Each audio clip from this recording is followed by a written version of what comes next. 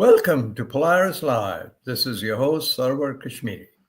Thank you for joining us for today's discussion in our series focused on the US-China relationship and its global implications as seen through the eyes of experts from around the world. This user-supported channel is brought to you live in collaboration with the Foreign Policy Association of New York.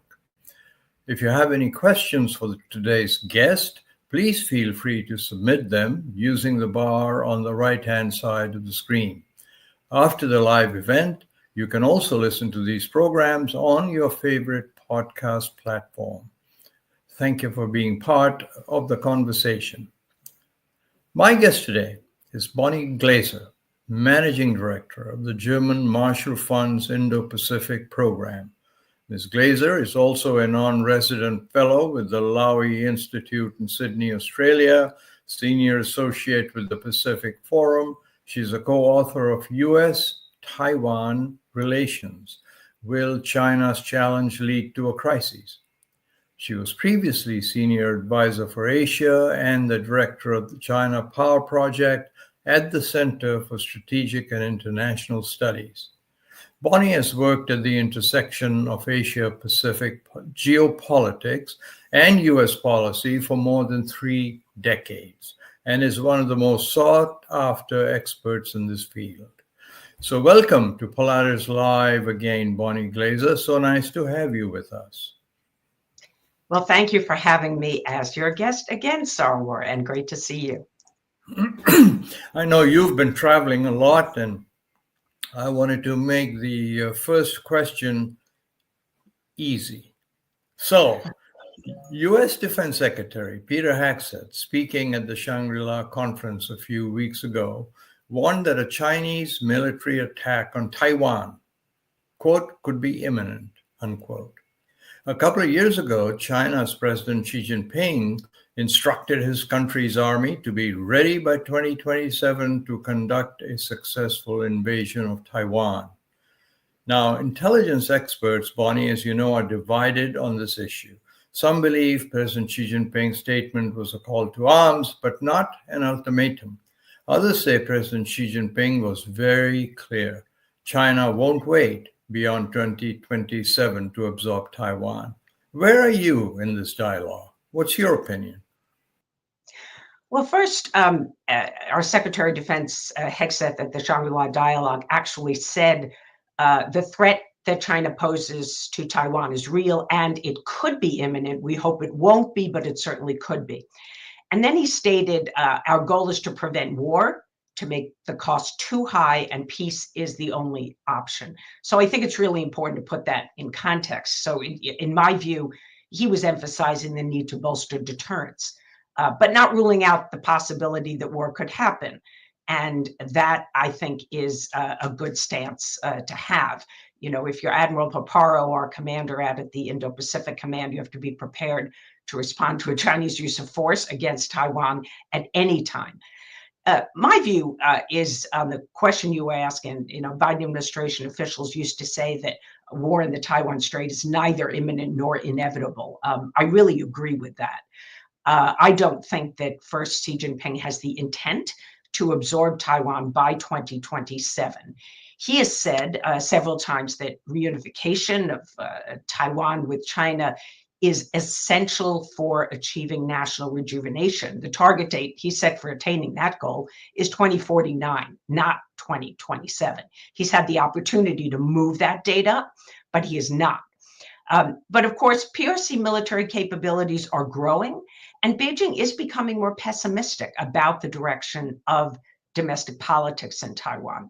But when I think about the possibility of China using force, particularly a full-scale invasion, because there are other contingencies that are, of course, short of that, the question really is whether Xi Jinping calculates that the risk of taking Taiwan by force is acceptable. And that goes to issues like how many sons of one-child families will die? What are the implications for social stability if they do? What about if the PLA fails in an attempt to take Taiwan? I would posit that could weaken Xi Jinping's power and Chinese Communist Party legitimacy. And of course, a war with the United States could deal a major blow to China's comprehensive national power and set back Xi Jinping's top priority of putting China on an inexorable path to national rejuvenation. So I think Xi Jinping has to think about all of these factors. I think China continues to prefer to achieve unification without use of force. I think Xi Jinping is not completely given up on a strategy of relying on coercion and also some positive incentives, even though they're not working very well, but it's still a central part of China's strategy. And the goal, which we really need to keep in mind, is to use this vast array of tools that China has amassed to instill psychological despair among Taiwan citizens about the island's future, sow doubts about U.S. willingness to defend Taiwan, and isolate Taiwan diplomatically, so that ultimately Taiwan will essentially surrender. So my bottom line is Xi Jinping has numerous challenges on his plate that currently have higher priority than unification. It's not really a propitious time for Xi Jinping to conclude that peaceful reunification is unattainable, which would then really force his hand. And if Xi Jinping believes he has to show resolve in the case of a war of necessity, if, for example, the United States were to establish diplomatic ties with Taiwan or revive the mutual defense treaty that the United States had with Taiwan from 1954 to 1979, he will do so without hesitation. But he's less likely to enter into a war of choice. Interesting. That's related to this. Let's pursue it a little longer, if you would, Bonnie. There is a real need to convey what you've just described to the American people, because I think that the layman or laywoman in the country is really charged up with the idea that Taiwan is about to be invaded. Is there a way that our officials, our leaders can try to tame this down, that we're not heading into a war necessarily? How do we convey this to the public?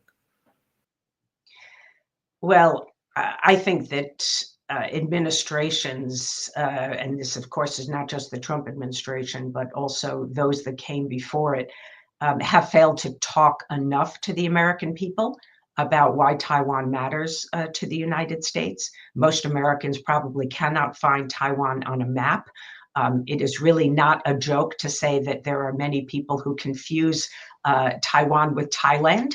And that's understandable. I think at least in past history, when Taiwan was not front and center on the concerns of the United States, but it really isn't acceptable anymore. I have recommended to prior senior administration officials that the United States, a senior official does not have to be the president, could be Secretary of State or National Security Advisor, deliver a speech about Taiwan, what our One China policy actually means, because when officials talk about our One China policy, they will say, oh, we have the Taiwan Relations Act and the 3 joint communiques between the United States and China, and the Reagan administration's 6 assurances, and you could probably fit in a very small room all of the people who know what that means. This is not adequate for informing the people of the United States. So I do hope that this administration and going forward, future administrations talk more about Taiwan and a bit about the history of the cross-strait relationship, but also why Taiwan particularly is important to the United States, because Americans need to know there is a possibility that the United States would go to war to defend Taiwan. They need to know why. I'm going to extend this a little bit to Japan and Australia, right? So how do you think that they read the president's commitment to Taiwan? I know that Japan last week told its companies in Taiwan that in the event of war, they were on their own. Japan wasn't coming over to rescue them. I mean, that doesn't seem very encouraging. So is there also a need to tighten up the dialogue with both Japan and Australia? How do you think they're thinking about this equation, Bonnie? Well, first, Sarwar, you didn't mention one of the recent developments on this issue, which is that allegedly the United States has been asking Japan and Australia to commit their countries in a contingency to step up and play a role defending Taiwan. Right. And yes, that's important also, first and foremost, because the United States itself has not made a very clear statement that it would defend Taiwan under all circumstances. The term that's usually used to describe U.S. policy on that issue is strategic ambiguity. And in fact, the president himself, when he was running for election this time around, was asked that question, whether he would defend Taiwan. And he said, basically, I retain my leverage by not answering that question.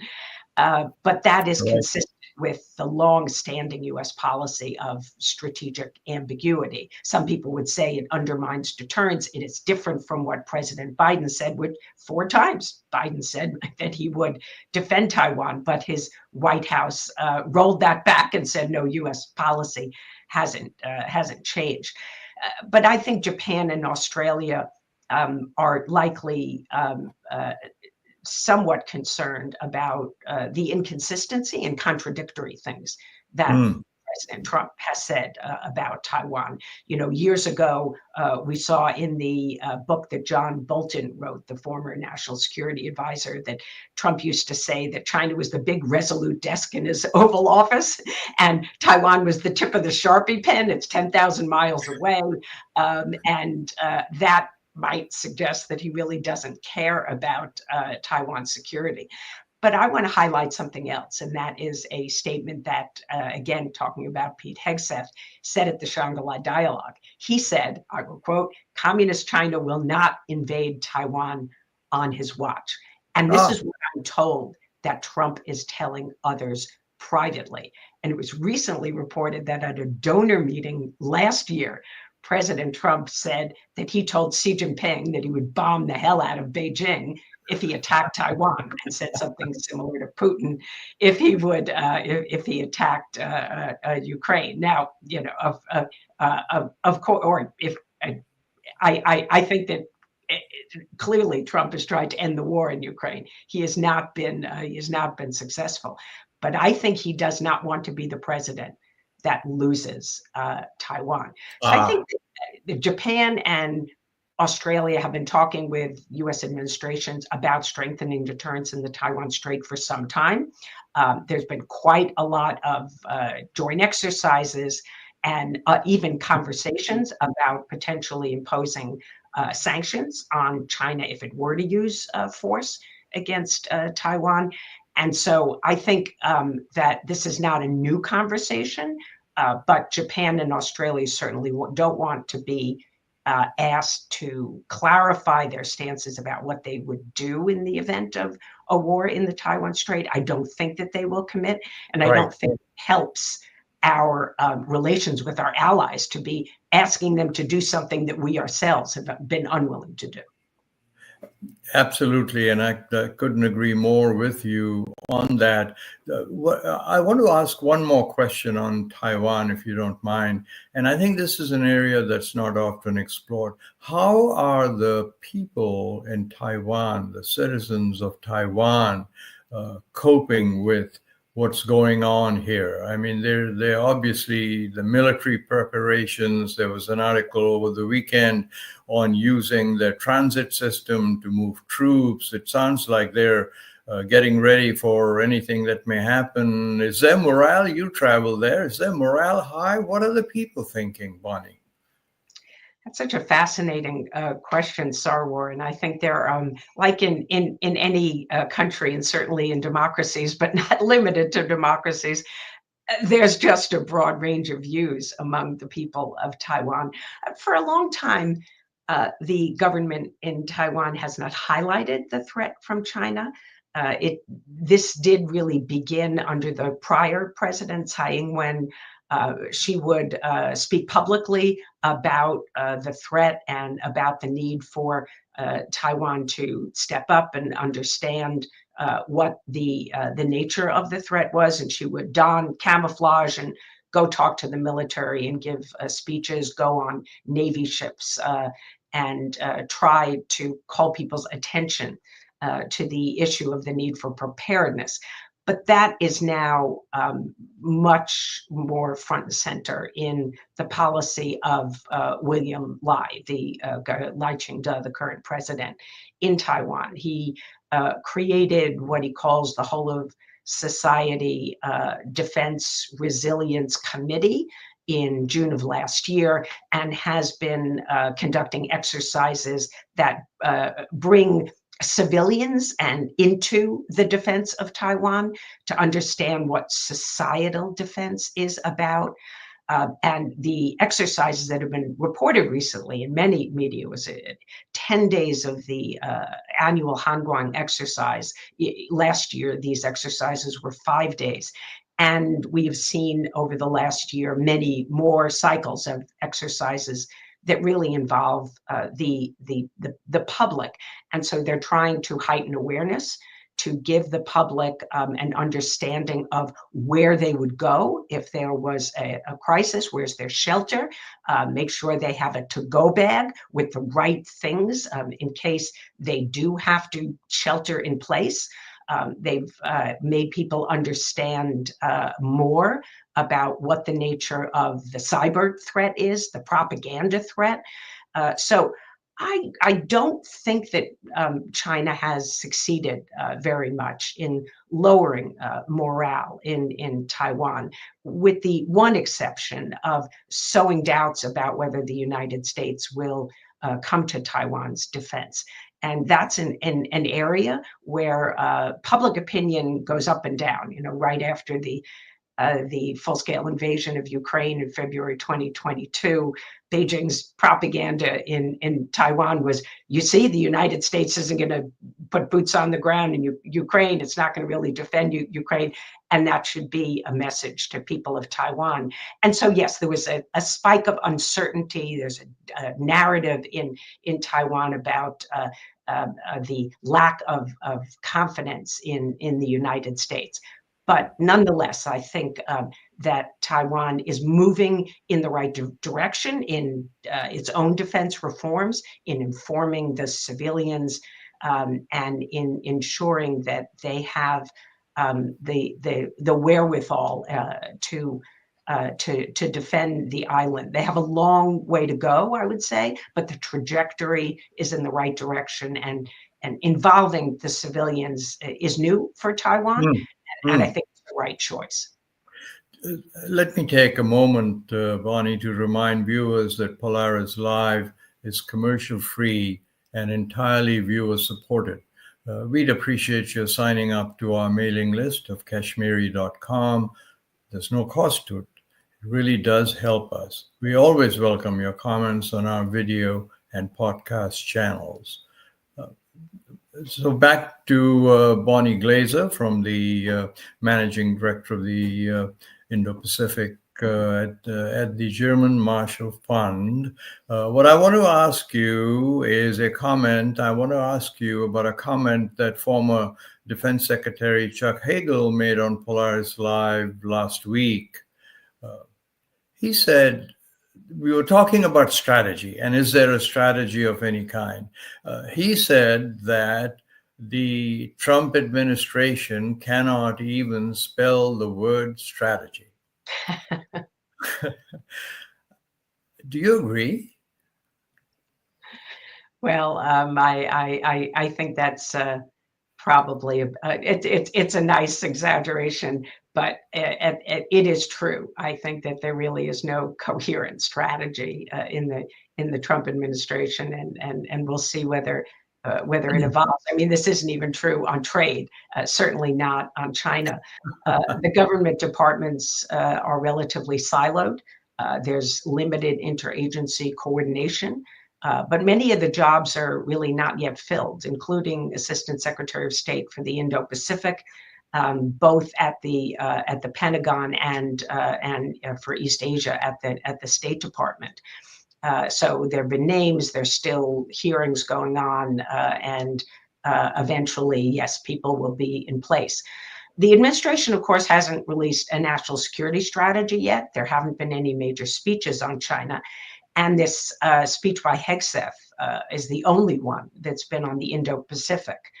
In that speech, he did say the U.S. was reorienting toward deterring aggression by China, and accused China of seeking to fundamentally alter the region's status quo.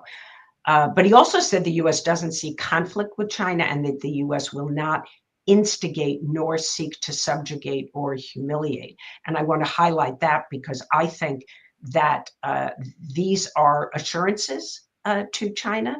Assurances played an important role in the Biden administration. So having credible threats, military threats, are essential for effective deterrence, but also you must have, I believe, credible assurances. And I was personally glad to see those statements made by Hegseth.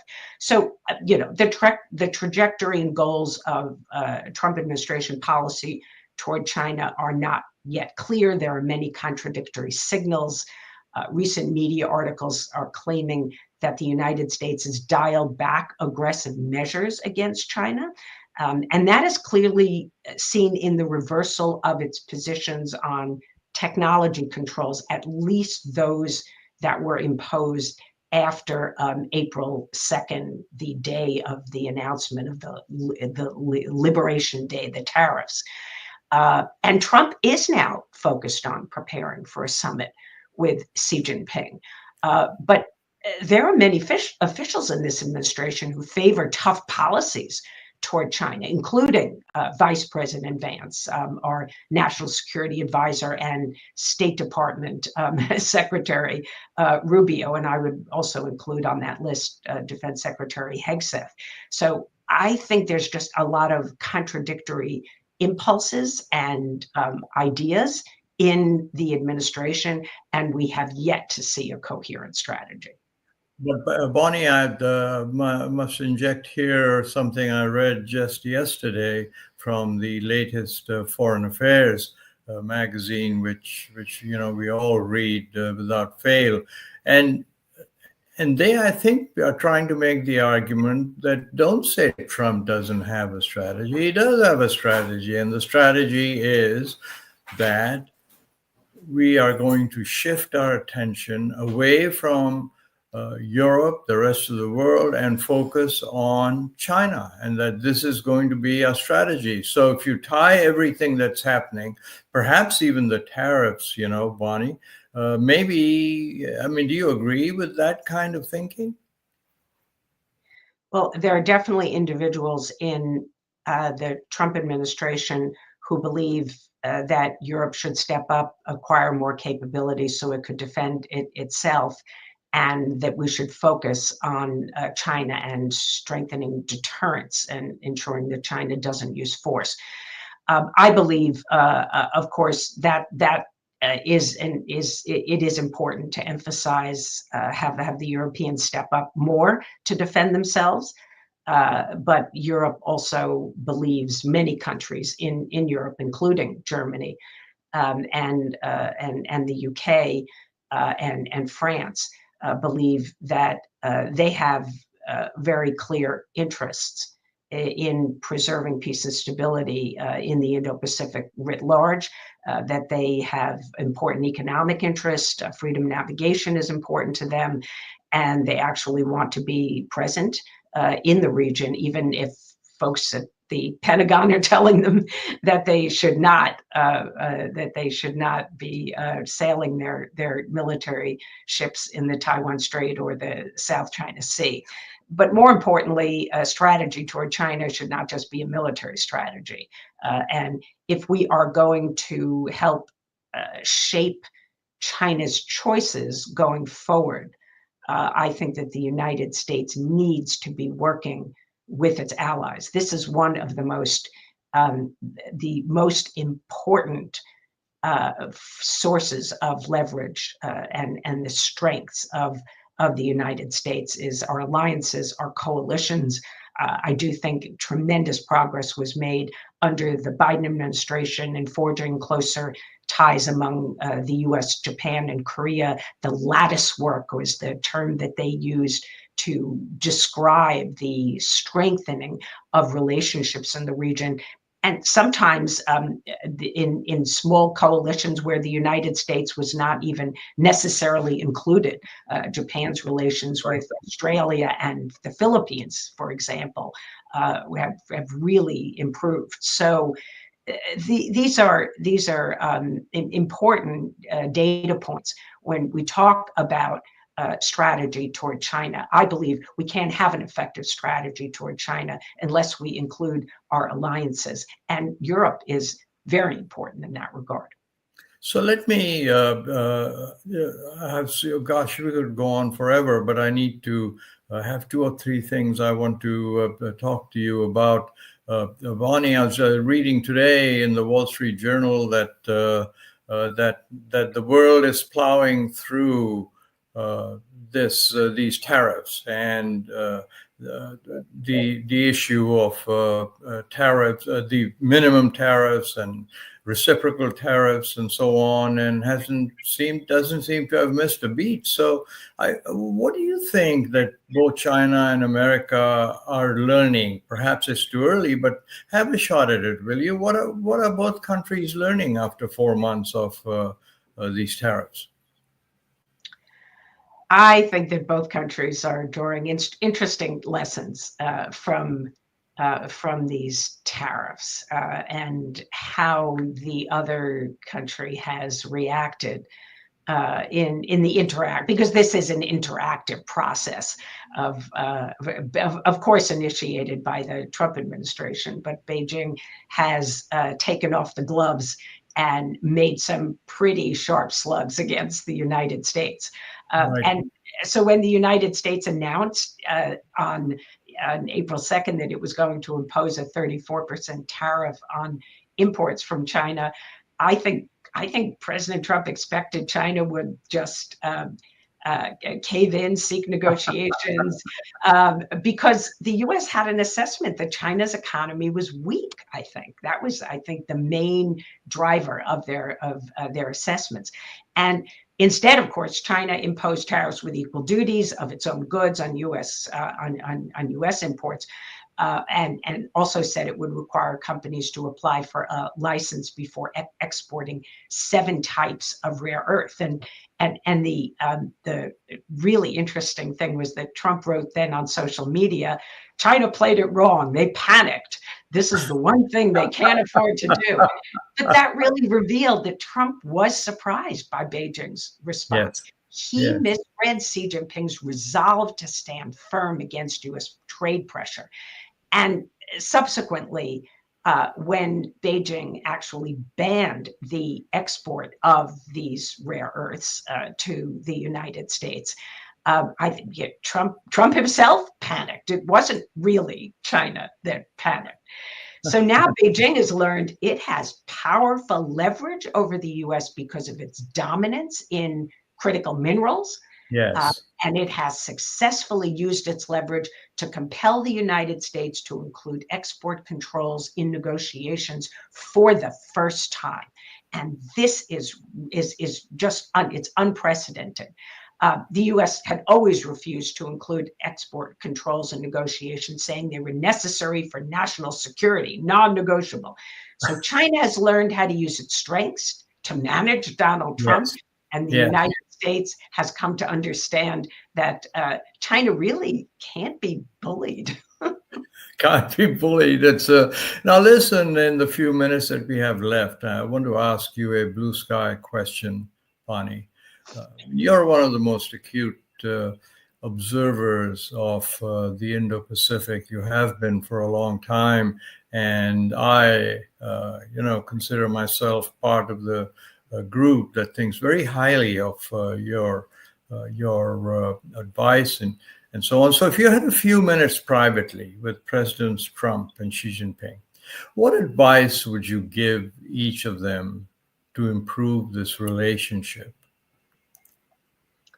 Well, first thing that I would say is that I do think that there is a good chance that President Trump and China's leader Xi Jinping will meet later this year, maybe on the margins of the APEC meeting in Korea, and it is possible that Trump may go to China before or after the APEC meeting.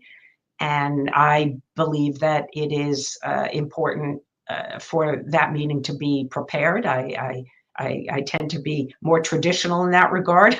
I don't think leaders should get in the room and just have a discussion that isn't where the groundwork isn't really laid.